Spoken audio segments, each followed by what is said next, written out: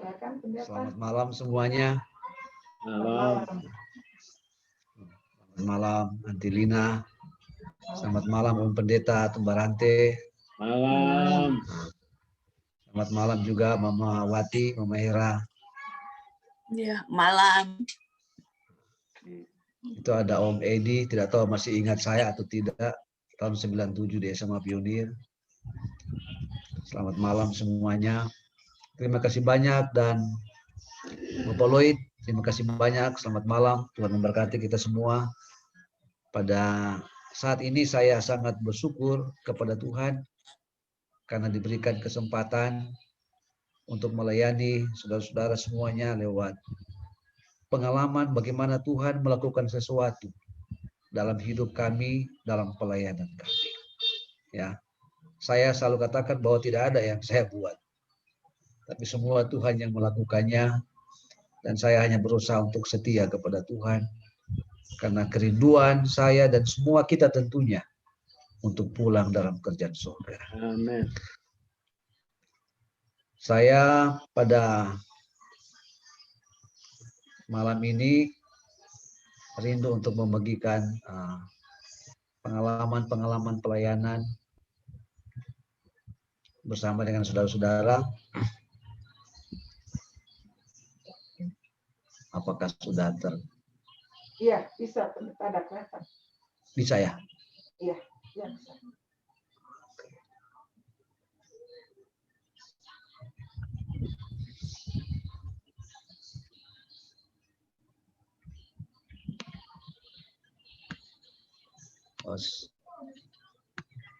Oke. Jadi seandainya ada gangguan, saya punya PowerPoint, nanti tolong Antilina, saya sudah kirim, bisa di share nanti. Saya sudah melayani di 4 daerah. Saya tidak tahu apa rencana Tuhan, tapi yang paling lama di Papua. Lalu dari Papua saya dipindahkan oleh UNI Indonesia Kawasan Timur ke Sulawesi Tengah. Nah, di sanalah saya bertemu dengan keluarga Ibu Lina, keluarga Sakawerus di Palu. Dan setelah dari Palu 2019 November keputusan UNI tanggal 29 saya dipindahkan ke Timor Leste. Ya, Timor Leste itu adalah attached field-nya Divisi Asia Pasifik Selatan. Jadi mereka tidak ada UNI, tidak ada daerah, mereka langsung attached field ke divisi. Lalu saya karena COVID bulan Maret tanggal 18 saya perpanjang izin tinggal di perbatasan Atambua. Saya mau balik lagi, sudah tidak bisa balik lagi karena sudah corona. Dan sekitar bulan Agustus saya ditarik lagi oleh UNI. Padahal SK pertama itu 5 tahun penempatan di Timor Leste.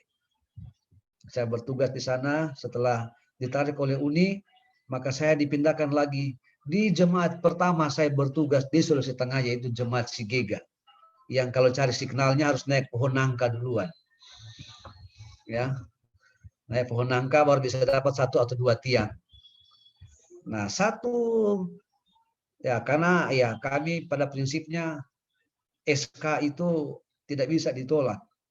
Ya, ketika SK datang, jalan, tidak boleh melawan. Karena prinsip sudah komitmen begitu. 1 minggu saya melayani di Sigega, dapat SK baru lagi. Luar biasa ini. Dapat SK baru lagi, dipindahkan ke Makassar. Jadi saya saat ini sudah jadi gembala jemaat Durian sejak bulan November sampai hari ini.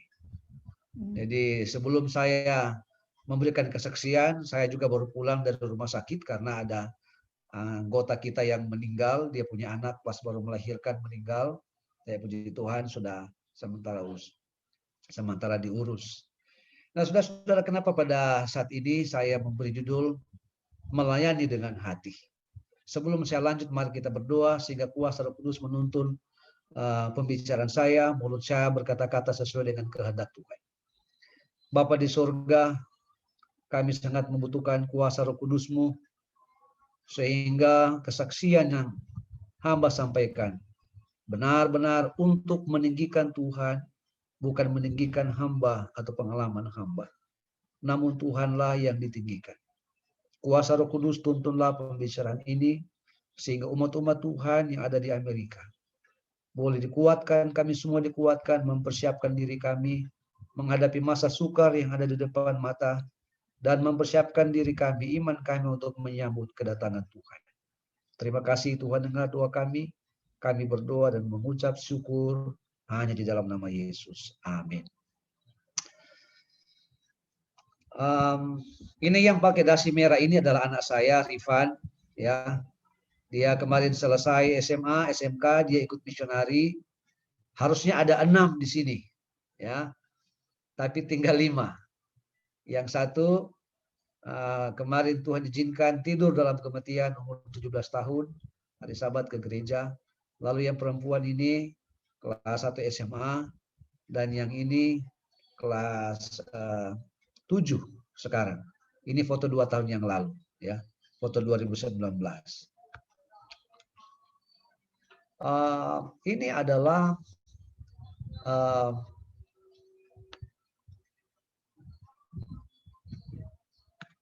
moto hidup dari anak kami sebelum dia meninggal. Dia mencoret satu catatan. Ya, satu catatan ini yang dia catat. Ya, lebih baik mati untuk sesuatu daripada hidup tapi tidak berguna. Ya, lebih baik mati untuk sesuatu. Kira-kira begitu terjemahan bebasnya. Saudara-saudara mungkin lebih tahu, daripada hidup tapi orang Manado bilang hidupnya tidak bikin apa-apa. Ya. Hidup tidak buat sesuatu. Hidup tidak berguna. Ya. Ini adalah partner saya yang meninggal pada waktu ke gereja. Dia ke gereja membawa dia punya saudara orang Papua. Saya punya anak angkat 1 di motor. Dan dia punya ponakan. Dia punya adik sepupu umur 9 tahun, 10 tahun, 9 tahun. Jadi mereka menggunakan motor Versa, Honda Versa. Pada waktu di jalan menuju perjalanan ke gereja pada hari Sabat itu, karena dia harus bolak-balik antar saudara-saudaranya, antar maminya, jemput maminya nanti. Dia begitu mau lambung mobil, ternyata ada anak muda yang ugal-ugalan di depan dan tidak mau kasih jalan. Ya, dalam posisi melambung itu pasti sekitar kecepatan 70. Ya, tidak tahu, mungkin yang di belakang anak saya, anak yang Papua, saya mungkin panik, dia goyang, dia jatuh, mereka jatuh, dan anak saya ini meninggal. Tapi dia sempat bangun, waktu dia jatuh, dia bangun dan dia minta tolong sama ibu yang melihat mereka jatuh untuk bantu dia punya adik sepupu yang jatuh, yang sudah luka wajahnya. Dia bilang, ini menurut anak ini sebelum dia pingsan. Katanya Kakak Jona bangun dan kita tolong sama tante tolong bawa saya punya adik ke rumah sakit karena saya punya adik itu yang parah.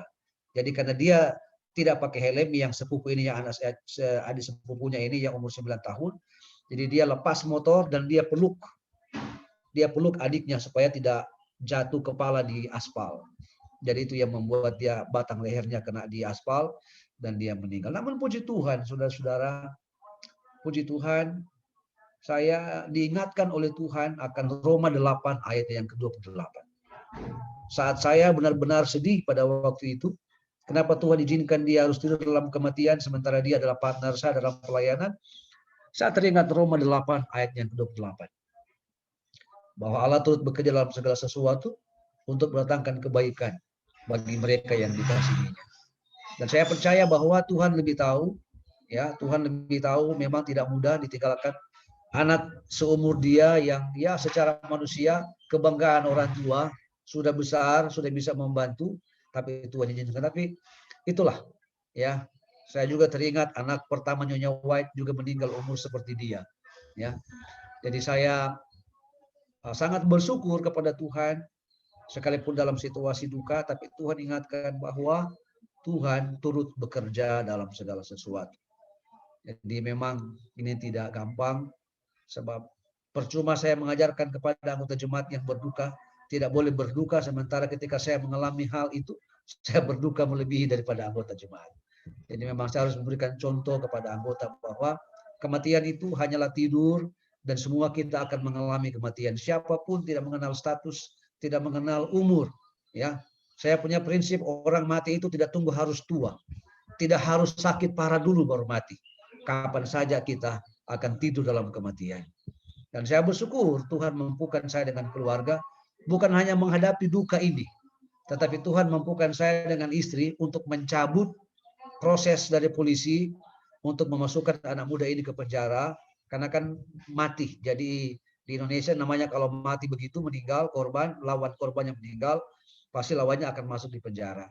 Puji Tuhan, Tuhan mampukan saya dengan istri untuk cabut berkasnya dan memberikan maaf dengan tulus, memberikan pengampunan dengan tulus kepada keluarga, kepada anak muda ini.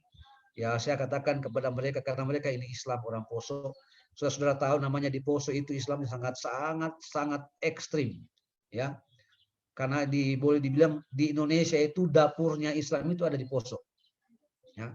Tempat pelatihan terorisme ada di Poso sampai hari ini. Bahkan kemarin tadi malam satu BRIMOB mati, kemarin dulu satu TNI mati. Ya.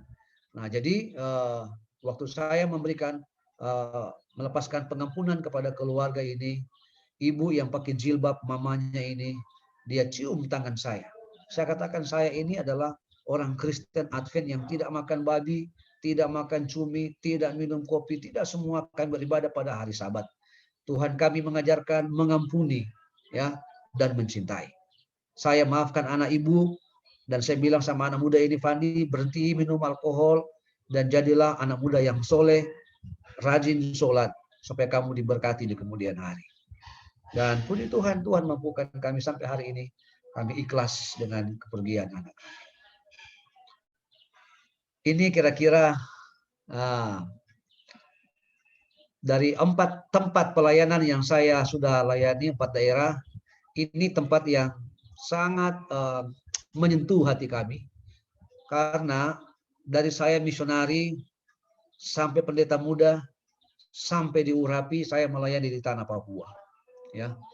Dan saya bertugas di tanah Papua ini sudah beberapa tempat yang saya tugas, tapi yang saya mau kasih tahu kepada saudara, saya 10 tahun tinggal di pedalaman. 10 tahun. Dari Wamena, dan sisanya 6 tahun itu di pedalaman Pegunungan Tengah Intan Jaya. Yang sekarang ini lagi susah masuk karena konflik orang-orang bersenjata. Ya, di Intan Jaya itu orang-orang yang bersenjata. Lagi konflik saat ini. Jadi memang susah. Dan saya tinggal di daerah ini, di Sukumoni, ada 6 tahun tinggal dengan mereka.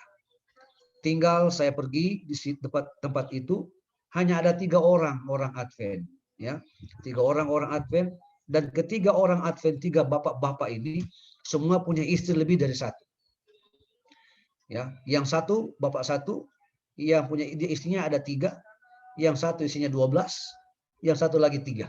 Ya, jadi memang banyak istri mereka. Nah, sementara ketika mereka menerima kebenaran Tuhan, menerima hari Sabat, saya tidak mungkin tidak tega mau katakan ke mereka bahwa tinggalkan istri-istri kalian. Ya, saya hanya berdoa dan bilang kepada mereka bahwa tidak perlu tambah, ya, tidak perlu tambah, tetap setia, jaga, layani istri kalian baik-baik. Tapi kepada anak-anak mereka, saya katakan jangan ikut jejak orang tua kalian, karena itu tidak seperti itu yang Alkitab ajarkan. Ya, jadi saya percaya bahwa pelayanan kita bukan melayani kepada orang baik saja, orang ganteng, orang cantik, orang berduit, ya. Tapi kepada siapa? Seperti yang disampaikan oleh Matius 25:40. Kepada salah satu saudaraku yang paling hina ini, ya.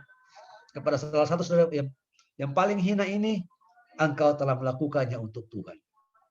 Itu sebabnya sekalipun ini orang-orang ini mungkin telanjang, tapi mereka Tuhan mati juga buat mereka. Kalau saudara lihat ini pria di ujung-ujung ini, saya di tengah. Mereka 2 yang sudah besar, ini sudah tua ini, tidak punya nama. Jadi waktu saya tanya, siapa nama kalian? Pakai bahasa mereka. Mereka bilang, Bapak tidak ada. Oke, kalau begitu saya kasih nama. Saya pikir-pikir, kasih nama apa ini mereka dua kakak adik ini? Maka terpikir, saya kasih nama mereka berdua, Hofni dan Pinehas. Ya, saya kasih nama mereka Hofni dan Pinehas. Oh, senang sekali mereka. nama Hofni dan Pinehas. Senang sekali mereka. Dalam hatiku, loh, kalau kalian tahu bagaimana mereka kedua punya kisah di Alkitab, mungkin kalian akan tolak nama-nama itu. Ya, tapi ya karena mereka juga tidak tahu, oh mereka bahagia sekali dapat nama baru. Nama kota katanya, menurut mereka nama kota. Orang-orang ini tidak punya agama. Dan saya mengadakan perjalanan dari rumah saya, tempat tinggal. Tapi sebelum saya lanjut, saya tinggal di ketinggian 3.700 meter dari permukaan laut. Itu adalah rumah di mana saya tinggal. Dan kalau bisa jalan kaki bisa. Om Pendeta Tumberante pasti tahu karena pernah bertugas di Papua. Dari Jayapura, dari penerbangan Advent itu 2 jam 30 menit menggunakan pesawat Cessna Pilatus. Lalu dari Timika bisa gunakan pesawat Cessna tipe Caravan 30 menit, 35 menit tiba di tempat itu. Lalu tiba di bandara di distrik itu. Bandara itu saudara-saudara bukan seperti bandara di Halim atau di Makassar atau di Amerika. Kalau di bandara ini saya malah menganjurkan kalau saudara ada sakit jantung mendingan jangan ke situ. Karena pesawat belum landing sudah kancing di atas, orang Manado bilang. Pasti sudah pingsan di atas ya. Karena kalau di bandara biasa naik turunnya begini ya, kalau melanding pesawatnya menukik, kalau kita pesawat naik ya, ujungnya jurang, kanan jurang, bawah jurang, samping gunung. Ya. Jadi gunungnya itu di mana masyarakat tinggal. Jadi boleh jalan kaki, kalaupun saudara mau nekat pergi ke tempat jalan kaki boleh, karena kan dia kan pulau, tidak ada laut yang memisahkan. Jalan darat boleh. Kalau saudara kuat 2 bulan baru saudara tiba. Itu pun kalau hidup, ya, karena harus naik gunung terjal. Ya. Jadi itu kira-kira sedikit. Dan dari bandara itu 6 jam naik ke rumah saya. Bukan rumah, waktu itu saya belum ada rumah, saya bikin sendiri itu rumah. 6 jam naik gunung untuk ukuran kami, barulah kami tiba. Ada pendeta orang Amerika yang sudah pernah ke tempat ini. Ya, 16 tahun yang lalu saya sempat ikut tim Serhim, saya ketemu dengan Om Pendeta Tumberante di Sentani, Hotel Sentani pada waktu saya menerjemahkan Pendeta James Green. Pada waktu itu. Dan setelah 2006 ada pendeta dari Conference Hawaii, namanya Pendeta Rap Lion. Tapi sudah meninggal, saya dengar dia sudah meninggal. Dialah yang tinggal dengan saya di sini 11 hari buat KKR. Pendeta yang sangat setia dan banyak juga memberikan nasihat tentang pelayanan kepada kami. Jadi cukup tinggi. Nah, inilah yang menjadi komitmen saya, saudara. Sekalipun banyak tantangan saya di sana, ada seberapa kali mau dibunuh, tapi puji Tuhan, saya tidak dibunuh, saya hanya dipukul saja. Ya. Dipukul saja oleh karena mereka tidak senang kebenaran sahabat dibawa di sana. Saya sangat bersyukur, ya. Saya bersyukur dipukul, berapa kali saya ditarik, ya, ditarik, ditarik, kayak anak-anak saya ditarik karena mereka tidak mau saya ada di sana. Tapi Tuhan mampukan saya tinggal di sana selama 6 tahun. Tinggal di tempat itu. Karena saya terinspirasi dengan komitmen Rasul Paulus. Dalam Kisah pasal 20 ayat 24. Bahwa Rasul Paulus tidak menghiraukan sedikit pun nyawanya. Wah, ini luar biasa ini. Ini komitmen yang sangat luar biasa. Ternyata melayani Tuhan itu bukan cuma sekedar memenuhi program dalam jemaat. Tapi kita perlu ya mati bagi diri. Ya, tidak memikirkan diri kita. Tapi memikirkan kepentingan untuk urusan. Sehingga saya tiba di poin bahwa kalau begitu biarlah urusan saya punya kepentingan, biar Tuhan yang urus. Sekarang Tuhan mampukan saya untuk urus orang lain punya kepentingan. Dan puji Tuhan, sekalipun saya dipukul, ya jalan jauh, seringkali tahan lapar, berat saya hanya sampai berat saya tadinya 56 kilo, waktu saya tugas di sini saya punya berat 44 kilo. Karena jalan kaki sampai 56 kilo, 56 jam, 55 jam. Ini beban ini adalah sekitar 30-an kilo ini di tas ini. Karena harus bawa beras, bawa sedikit beras, bawa buku, ya, bawa buku-buku, bawa obat-obat, ya. Ada lain ditahan orang karena ini licin, ini jalan ini licin, dia jalan baik-baik jangan sampai jatuh, ya, jatuh. Berat, ya. Kelaparan di jalan teriak, kadang teriak sama Tuhan, Tuhan tolong kirim makan. Puji Tuhan, Tuhan kirim ibu-ibu kasih petatas mentah Itulah kita cuci bersih, baru kita makan mentah, naik gunung lagi. Naik gunung lagi ya. Saudara bisa bayangkan saya kadang naik di ketinggian 4.500 meter dari permukaan laut, karena tempat di mana saya tinggal itu bersebelahan dengan gunung tempat produksinya PT Freeport di Pegunungan Grasberg, Tembagapura. Jadi itu tinggi sekali dan sangat dingin, ya, sangat dingin. Saudara lihat di pinggang saya ini adalah parang orang Sangir, namanya tumbaka. Ya. Ada dua saya punya, tapi saya punya yang Toraja tidak punya sarungnya begini. Saya bawa yang dari Sangir ini, dari Sangir ini. Kenapa saya bawa ini? Jadi ini ada parang di sini, di tas juga ada Alkitab. Jadi ada pedang bermata dua, ada juga pedang bermata satu. Ya, pedang bermata satu ini tujuannya adalah karena di jalan banyak babi dan babi juga suka kejar orang. Dan yang berikut, yang paling penting, yang juga menjaga nama baik, setiap laki-laki di sini harus membawa panah, busur, atau bawa parang. Kalau tidak bawa parang, dianggap bukan laki-laki. Wah, saya juga tidak mau dianggap perempuan kan. Jadi saya coba membawa juga parang. Saya coba kontekstualize gaya mereka. Saya bawalah saya punya yang gaya Sangir punya. Jadi kalau tidak bawa ini nanti dianggap perempuan. Tinggal dengan mereka, saudara. Ini coba saudara lihat, ini warna sup ini seperti warna becek. Ya. Saudara bisa lihat ini, ya, orang-orang ini, ya. Ada roti, ya.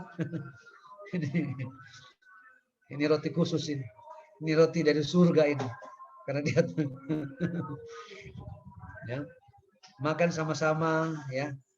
Sama-sama dengan mereka, duduk sama-sama, ya. Tidak pernah merasa bahwa mereka itu orang lain atau kotor. Tapi karena mereka Tuhan mati buat mereka, ya kita harus duduk sama-sama makan dengan mereka. Sekalipun sudah lihat mungkin ada tangan kotor di sini, ya, tangan kotor dan lain sebagainya. Tapi inilah, ya, inilah. Ada ingus-ingus juga meleleh di sini. Ada ingus yang jatuh di sini, saudara. Ya, pernah satu kali saya dapat ubi. Jadi ada saudara ini anggota kita, bapak tua ini, dia bakar ini ubi talas besar. Nah, gaya masak mereka adalah dikupas dia punya kulit, baru ditaruh di api. Setelah dia punya getahnya itu kering di api, baru digali, dikubur, ditungku, ya, digali itu, baru dikubur situ, baru ditaruh api di atas. Nah, saudara itu tungku itu tempat orang ketemu. Jadi setiap mereka duduk di hadapan Tuhan, kan ada api. Waktu api nyala, mereka bicara, semua minta maaf, ya. Semua ludah dibuang ke situ. Semua ludah dibuang ke situ. Jadi waktu mau bakar ubi, mau digali itu tanah tungku itu, mau ditimbun di situ. Jadi waktu saya lihat, aduh, ini cilaka ini. Masa saya mau makan ini ubi ini? Tapi saya berdoa, Tuhan bukan saya supaya saya bisa makan ubi ini. Nah, Bapak juga yang sementara membakar ini ubi ini, saudara, sementara jatuh. Hijau kental, ya. Kadang saya lihat, saya mau bilang, Bapak jangan pegang, tapi aduh, saya jaga perasaannya. Jadi biar saja dia jatuh, kadang dia tarik. Saya hanya berdoa, Tuhan, jangan sampai dia jatuh di ubi yang dia pegang itu, ya, supaya saya bisa makan. Ya. Saya punya Tuhan, setelah dia habis bakar, dia kasih dan saya makan. Nah, inilah kira-kira, ini istri saya ini makan, ini langsung dipanci. Panci ini tidak pernah dicuci, sayur tidak pernah dicuci, dari hutan kebun mereka bawa, langsung masak air, taruh sayurnya masih ada, dia punya ikat-ikat rumput hutan, langsung ditaruh di situ, tidak dibersihkan, ya, langsung ditaruh di situ, taruh minyak, taruh garam, jadilah sayur. Tidak tahu apa rasanya, ya. Yang penting supaya kami tidak mati, itu yang kami makan. Nah, ini anak-anak saya ini yang paling kecil ini umur 1 bulan lebih sudah naik pesawat Pilatus Cessna. Jadi Bob Robert, dia aja saya almarhum Bob Robert, dia bilang nanti taruh kapas di telinganya supaya dia bisa menyusui tidur, supaya tidak terganggu dia punya telinga. Ya, dimakan. Inilah anak-anak saya ini yang meninggal, ini anak saya Jonah ini yang meninggal ini waktu dia masih di pedalaman. Dan anak ini juga kami ambil tinggal di rumah dengan kami. Nah, puji Tuhan saya ambil 18 orang anak. 18 anak Papua saya ambil tinggal di rumah dengan saya. Saya bilang kepada istri tidak apa-apa. Sekalipun gaji kita kecil, Tuhan tidak mungkin biarkan kita. Jadi saya ambil 18 orang, sekolahkan, urus mereka. Termasuk anak saya yang pertama, yang tadi malam saya post di Facebook, namanya Open Biagoni. Tadi malam dia datang. Dia tiba di Makassar, dia buat kejutan. Dia bilang saya mau ketemu dengan Bapak dengan Mama. Puji Tuhan, Tuhan sudah bantu dia menyelesaikan pendidikannya di Curug, di Sekolah Penerbang Indonesia di Curug. Dan dia sudah selesai, dia punya mekanik, engineering di sana. Dan juga dia sudah selesai ambil PPL-nya, Pilot Private License, dan Commercial Pilot License. Jadi dia sudah sama saya tadi malam, Bapak saya lagi ada berdua untuk mau jadi pilot misionari di Afrika. Karena menurut Gary Roberts, kamu keluar dulu, jangan dulu ke sini. Keluar dulu karena masih muda. Nanti kalau sudah ada pengalaman, dan dialah orang Papua pertama di suku ini, orang Advent pertama yang dapat pendidikan. Kami kirim dia ke sana, puji Tuhan, dia dengar, karena saya selalu paksa dia untuk hafal ayat hafalan. Jadi memang karena gaya mereka, orang tua bilang begini, Bapak, anak ini kami sudah kasih sama Bapak. Yang penting jangan bunuh. Bapak mau pukul kah? Bapak mau pukul kasih keluar darah kah? Bapak punya hak. Yang penting jangan bunuh. Oke, siap kalau begitu. Nah, anak-anak ini kan waktu ke kelas, pulang sekolah, lempar buku langsung hilang. Pulang sekolah, lempar buku langsung hilang. Jadi saya buat peraturan. Oh, tidak bisa. Tidak bisa makan kalau tidak hafal ayat. Tidak bisa main kalau tidak hafal ayat. Jadi setiap hari satu ayat. Ya hafal ayat. Kalau 10 ayat dia sudah hafal, 5 tidak hafal, 5 ayat, dia punya jatah adalah ikat pinggang. Saya hajar dengan ikat pinggang. Hitung. 1, 2, 3, 4, 5. Jadi pada waktu Open ini dia selesai SMA di Selat Baru. Ini guru-guru dan teman-teman saya ceritakan dan saya menangis waktu saya dengar. Pada waktu itu Open dia dipilih sebagai presiden penamatan. Dan dia bilang begini. Dia bilang begini, saya tidak akan berdiri di sini jadi presiden penamatan kalau orang tua saya, bapak saya, Pendeta Alfian Sadondang, tidak paksa, tidak pukul saya hafal ayat hafalan.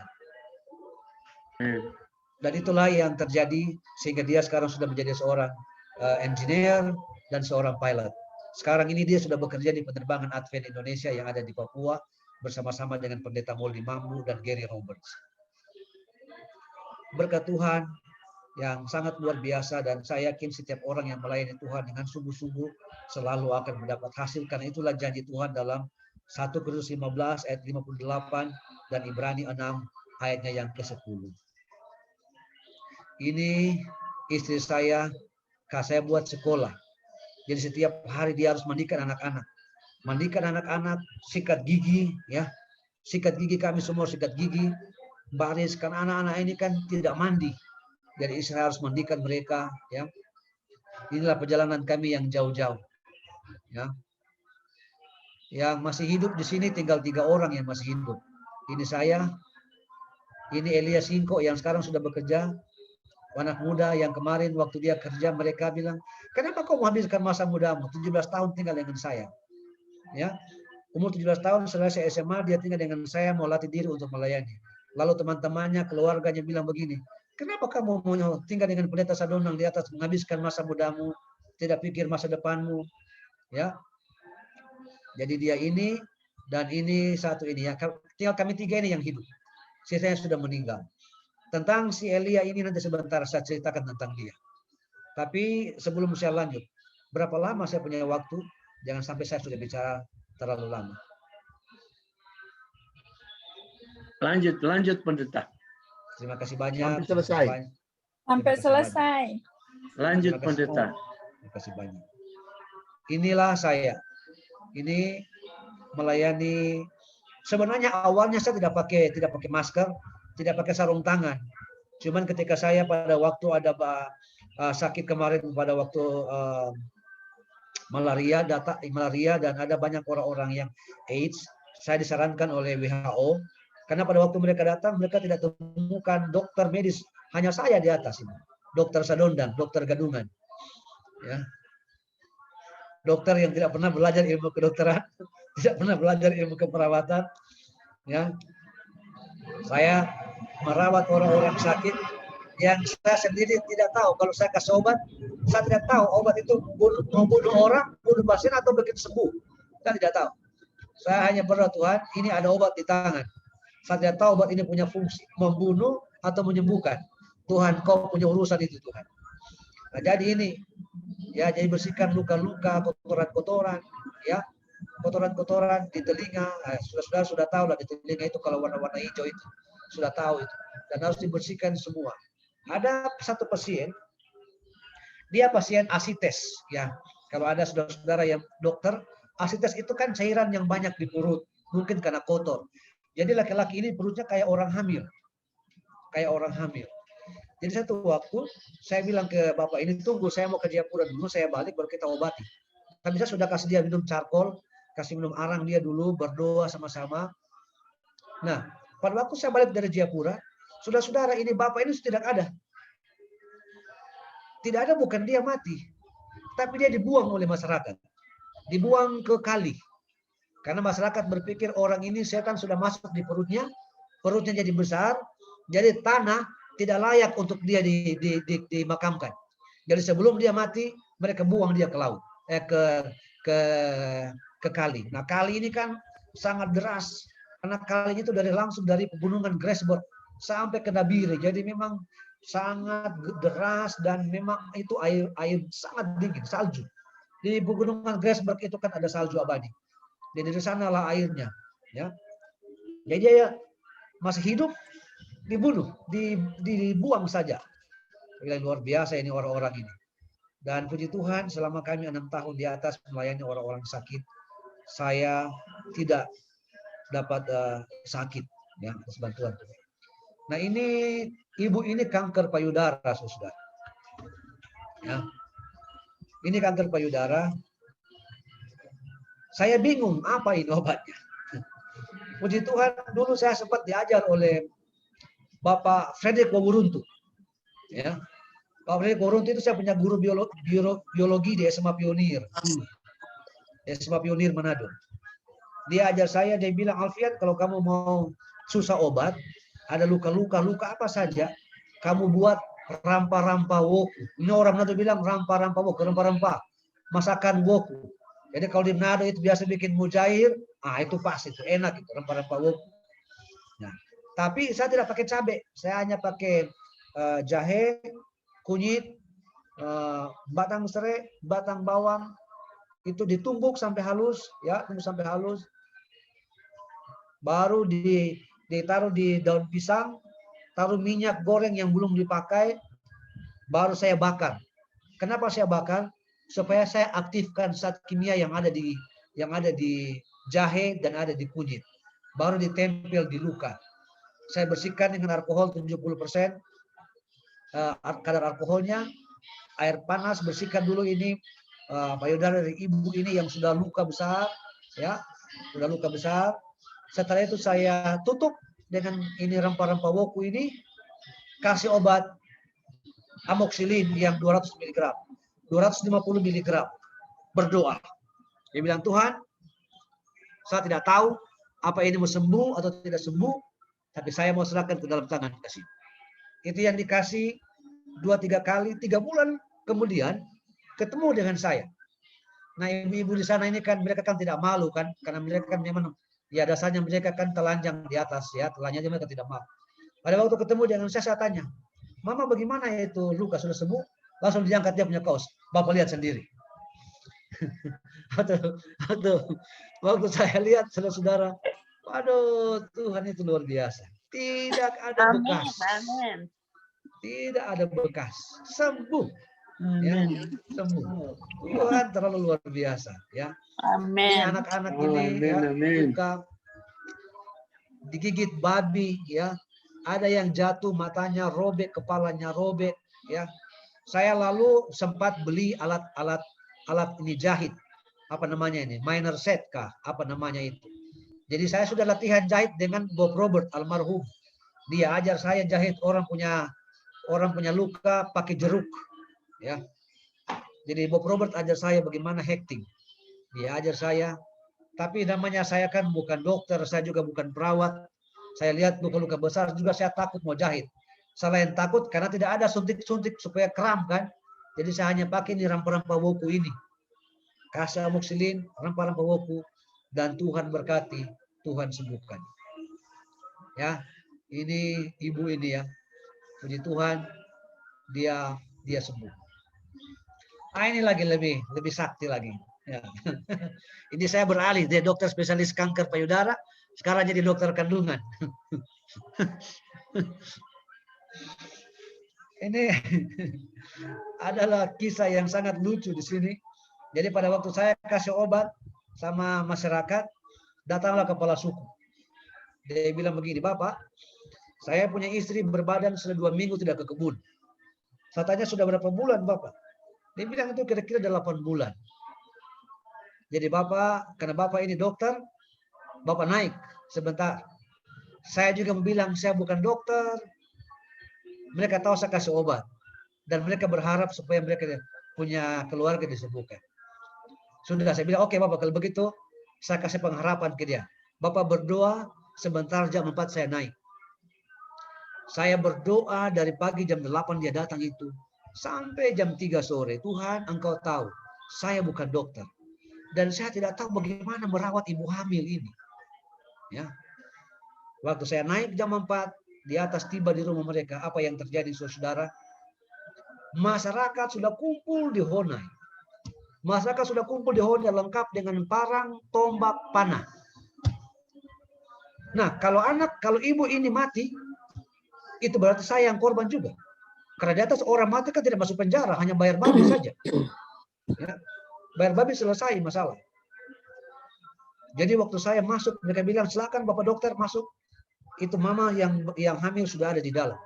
Nah, di dalam Honai itu kan gelap, tapi mereka sudah buat api yang besar, nyala api sudah besar. Saya masuk, saya kaget. Ibu ini sudah telanjang bulat di dalam. Dia sudah telanjang dan saya bilang, aduh Tuhan, bagaimana ini? Saya tidak tahu, saya ini tidak punya license untuk melihat yang begini-begini. Ya. Saya bawa minyak tawon. Itu obat yang saya bawa.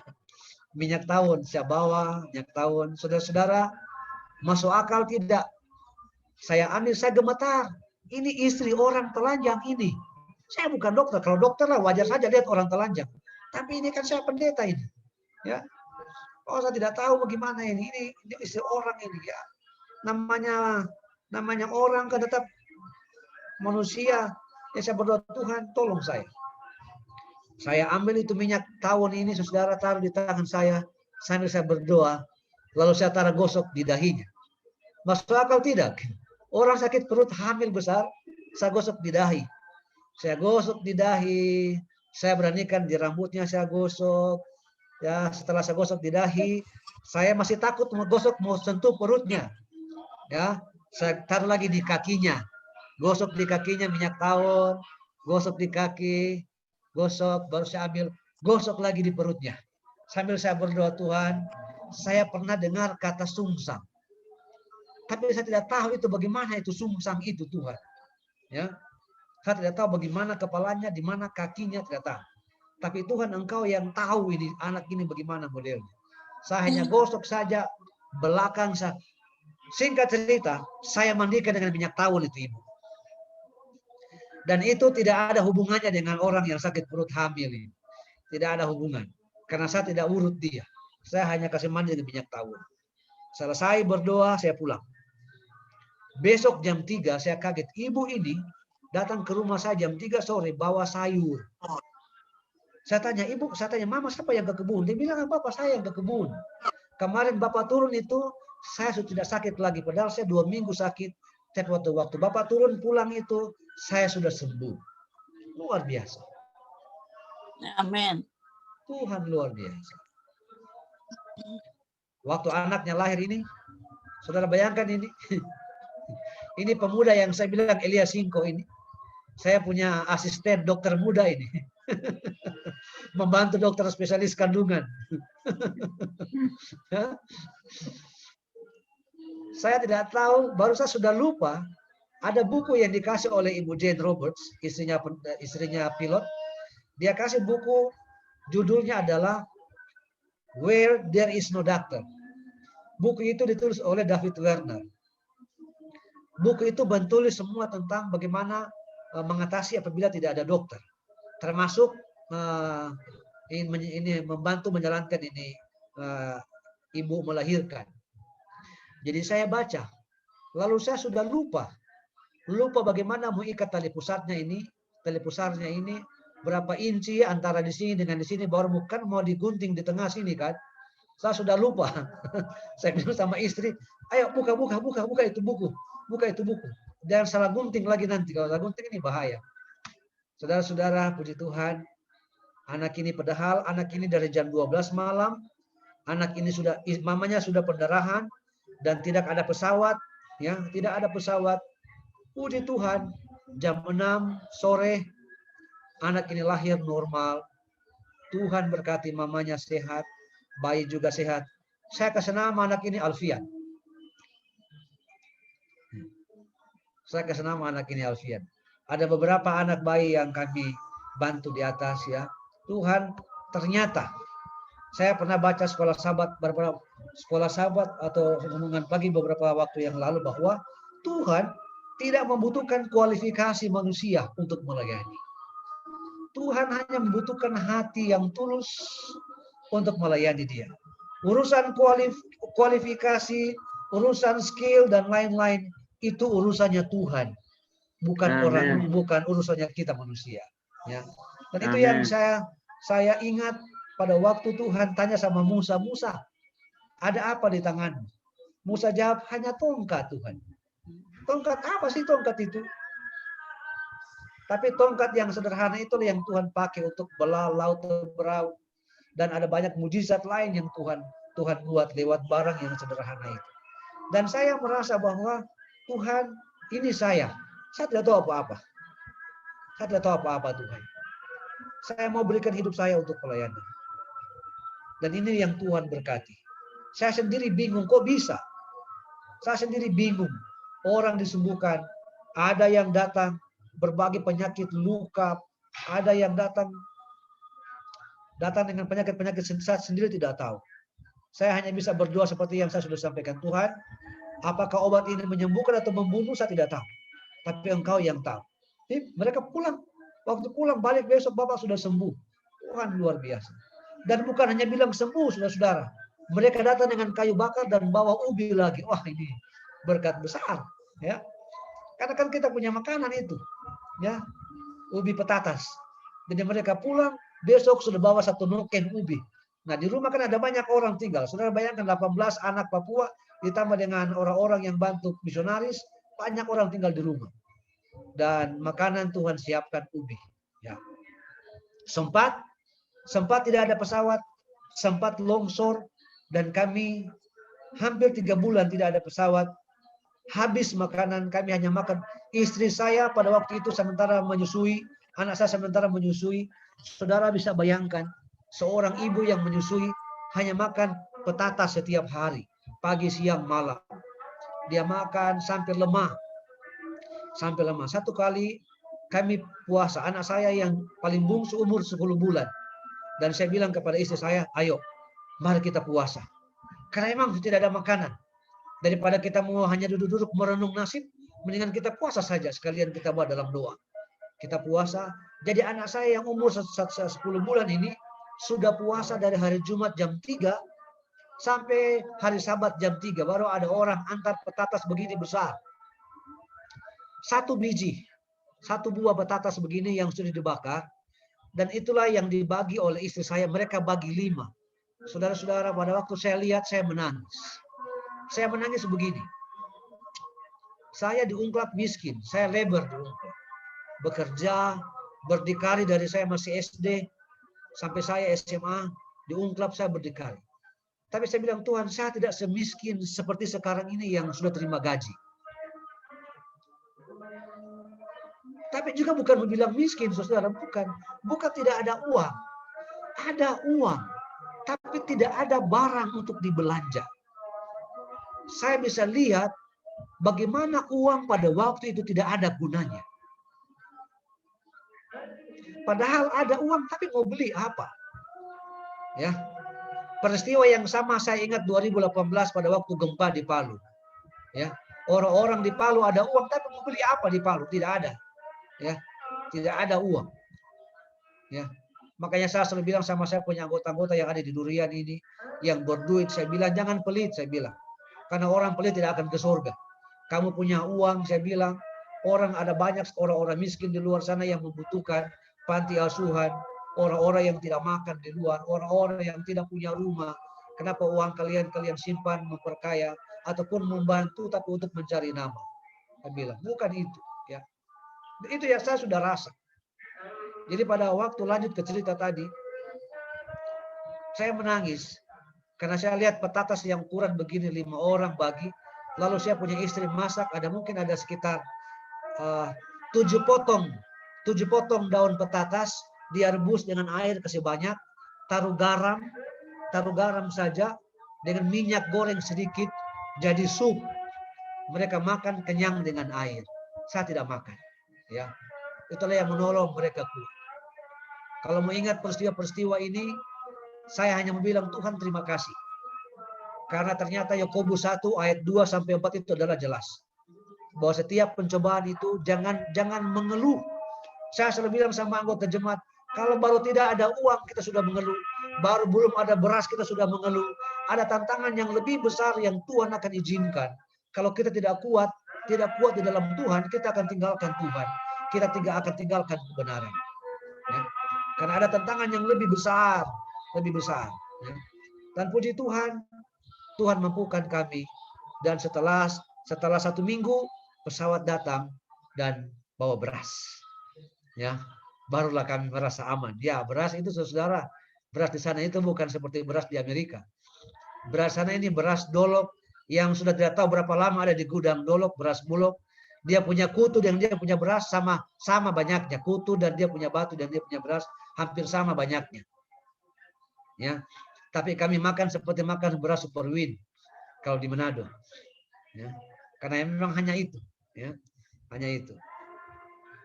Puji Tuhan, inilah jiwa-jiwa yang diserahkan kepada Tuhan.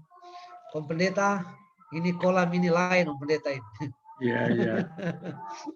Oh, Ini kolam ini adalah kubangan babi. Kubangan babi, karena tidak ada air, kita kumpul semua air sana, timbul pakai becek-becek, ya, kita bikin, jadilah kolam baptisan.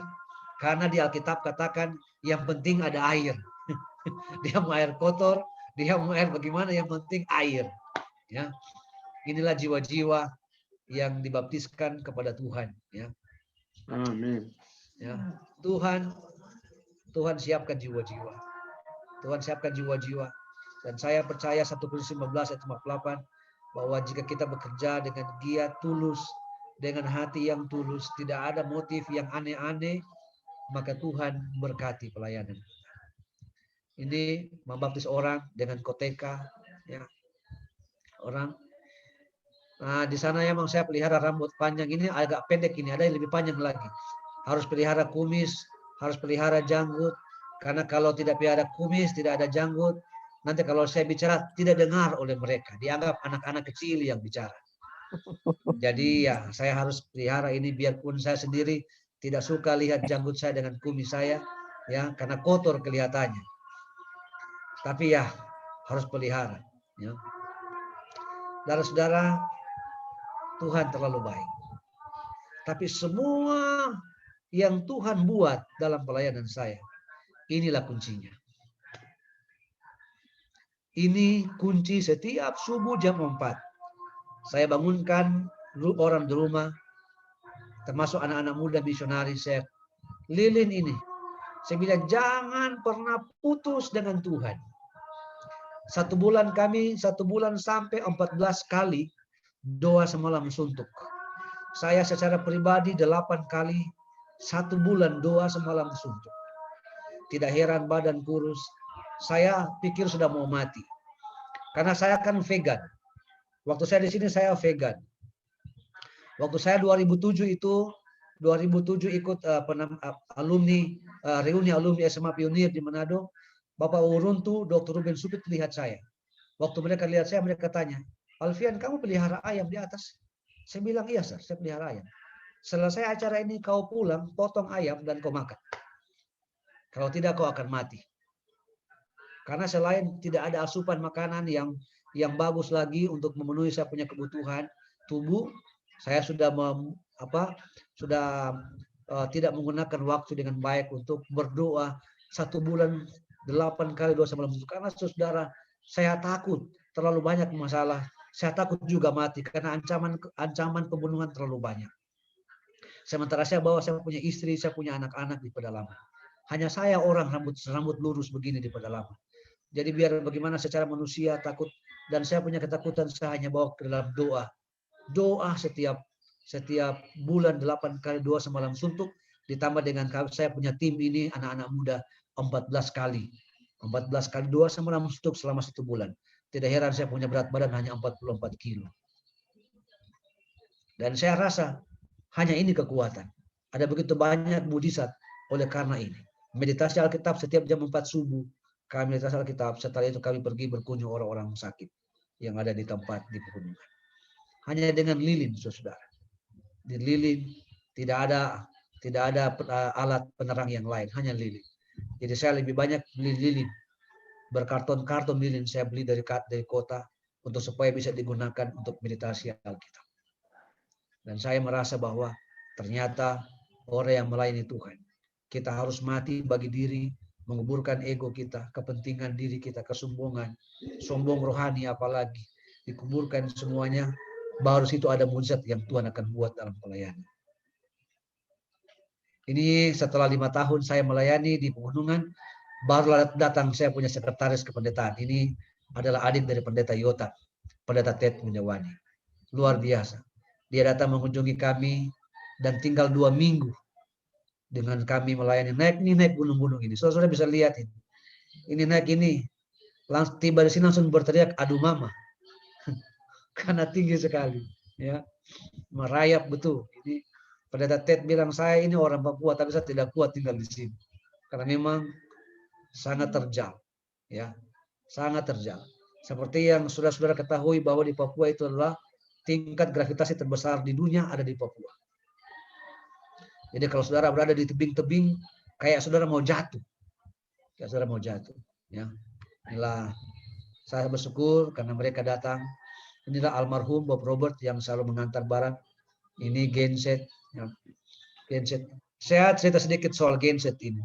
Saya 1 kali buat wilayah baru dan genset ini sudah rusak. Waktu dibawa oleh Pak Bob Robert masih bagus. Tapi setelah berapa tahun, dia sudah rusak. Dan kami buat KKR di wilayah baru di mana mereka mau bunuh saya. Mereka minta 3 kepala. Dan akhirnya saya bilang sama istri saya, baik, kalau begitu kita pergi. Jadi kamu tinggal di sini, kalau saya tidak balik, kamu langsung hubungi pakai radio SSB, hubungi Bob Robert, jemput kalian, kau pulang, kau lanjut kuliah lagi. Saya sudah nekat, saya pergi dengan Stephen Rawung, dengan Lazarus Karma, dan kami 3 pergi, karena mereka minta 3 kepala untuk jadi korban, jadi tumbal. Udah, kami pergi. Mereka tarik saya, mereka mau bunuh saya, mau tarik, tapi akhirnya malaikat Tuhan mengirim orang tuanya Open Miagoni untuk bantu saya. Akhirnya singkat cerita, deal. Kami masuk di wilayah mereka, tapi dengan catatan mereka minta 3 orang untuk jadi korban. Mereka mau bunuh. Kami 3 pergi bawa kepala.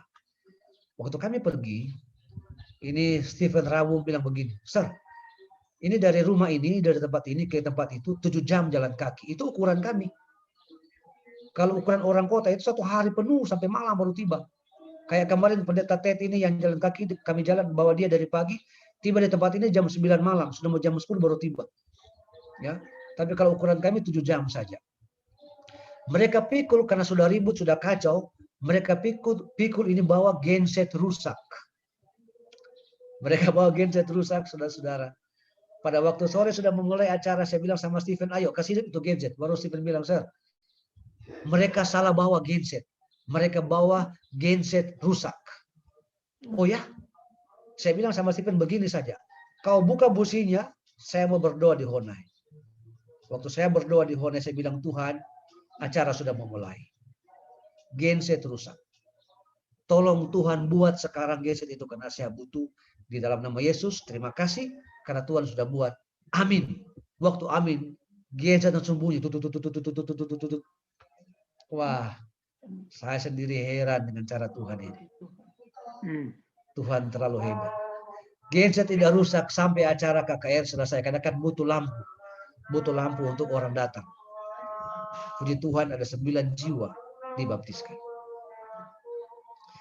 Inilah yang tadinya namanya Elia Singko. Ini yang open Miagoni. Ini yang saya bilang tadi, inilah anak angkat pertama yang pertama. Ya, ini Elia Singko yang mereka bilang, kau kenapa habiskan waktumu di atas bersama-sama dengan pendeta Sadonang itu, ya. Baru juga ada teman-teman juga pendeta, aduh kenapa kamu habiskan kamu punya waktu, mereka bilang begitu. Yang saya bilang sudah, saya bilang sama Elia, tenang, masa depan itu bukan kau punya, hanya Tuhan yang tahu masa depan kita.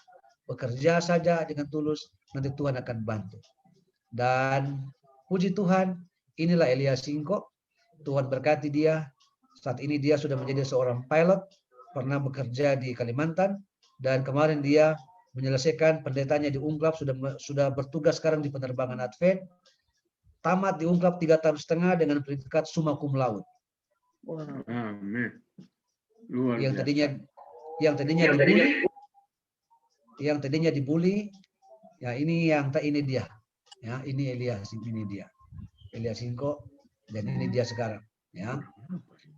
Dia ini sekarang. Lalu saya ketemu dengan saya kan teman baik dengan Ramon Tengkan. Waktu Ramon pergi ke saya bilang, bro, ini ada anak ini rajin, kamu tolong bantu dia. Puji Tuhan, Roh Kudus gerakan hatinya Ramon dan bantu dia menyekolahkan di Alpha Flying School di Jakarta, dan dia sudah selesai pilot. Dan sekarang sudah bertugas sebagai pendeta dan pilot juga di penerbangan Advent. Yang open Miagoni, yang ini yang kecil ini, ya, inilah dia sekarang. Ya. Amin. Wow, puji Tuhan. Dia ini sekarang dia sudah ada, sekarang dia juga ada di rumah datang tadi malam, ya. Dan sekarang seorang pilot, dan lihat bahwa bagaimana berkat Tuhan. Tuhan sangat luar biasa apabila kita serius, kita jujur melayani Tuhan. Saudara-saudara, terlalu banyak kesaksian dan terlalu hebat Tuhan itu. Siapalah saya? Saya hanya alat kecil yang mungkin sangat kecil, tidak ada guna mungkin. Tapi ketika saya menyerahkan hidup kepada Tuhan, di sanalah Tuhan pakai saya, menolong saya, dan melakukan pekerjaan ini. Saya yakin bukan hanya saya. Saya yakin setiap orang yang rindu melayani Tuhan, Tuhan akan buat hal yang besar. Ya, hal yang besar. Jadi saudara-saudara, inilah yang membuat kenapa sampai hari ini saya bertahan dalam pekerjaan kependetaan. Padahal 2009 lalu saya sudah mau berhenti karena saya rasa saya tidak sanggup. 2010 bulan Juni ada pengumuman pengurapan. Saya di indeks 2006 bulan Desember, 2007 Januari saya terima gaji pertama sebagai pendeta indeks. 2 minggu bulan Desember 2010, 2 minggu sebelum pengurapan, saya ditelepon oleh pendeta Ted. Kawan, siapkan foto keluarga. Saya tanya, bikin apa Pak Pendeta? Dia bilang, siapkan. Kamu mau diurapi. Puji Tuhan, 2007 Januari saya terima gaji pertama indeks. 2010 saya diurapi sebagai pendeta penuh. Saya kadang-kadang bingung. Tuhan ada apa? Sekarang setelah saya bertugas, ada baik-baik di Papua, Tuhan pindahkan ke Palu, dan Tuhan pindahkan ke Poso, Tuhan pindahkan ke Timor Leste, di Timor Leste Tuhan tarik lagi ke Palu, tarik lagi ke Makassar. Saya bilang, Tuhan, inilah saya adalah milikmu, saya tidak tahu, saya hanya mau ikut apa yang Tuhan mau. Karena saya rindu sekali, saya ingin ke surga, apalagi ketika anak saya meninggal, saya rindu, saya bilang istri saya ke anak-anak, mari kita tetap setia kepada Tuhan, bahkan lebih setia dari dulu. Supaya ketika Tuhan datang, kita bisa bertemu dengan anak kita yang Tuhan sudah izinkan tidur dalam kematian. Amin. Itu mungkin saya punya kesaksian, saudara, ya, kesaksian yang saya bisa bagi untuk malam ini bagi saudara, ya. Dan biarlah semua hormat dan kemuliaan hanya untuk Tuhan. Ya. Tuhan memberkati saudara semuanya pada pada malam ini di Amerika dan kami siang di Indonesia. Terima kasih banyak. Dan biarlah kesaksian ini, saya yakin pelayanan kita tidak akan berhasil kalau kita mengandalkan diri kita. Yeremia 17 ayat 7 mengatakan, diberkatilah orang yang mengandalkan Tuhan, yang menaruh harapannya kepada Tuhan. Sesulit-sulit apapun pekerjaan yang Tuhan titipkan kepada saudara dan saya, kalau kita melayani itu dengan hati yang tulus, dengan motif yang bersih, ya, tidak ada kepentingan diri, tidak ada mencari nama, tidak ada untuk kesombongan rohani dan sebagainya. Saya sangat yakin Tuhan akan memberkati pekerjaan kita, pelayanan kita. Tuhan memberkati kita semua. Amin. Amin. Amin. Thank you, Pendeta.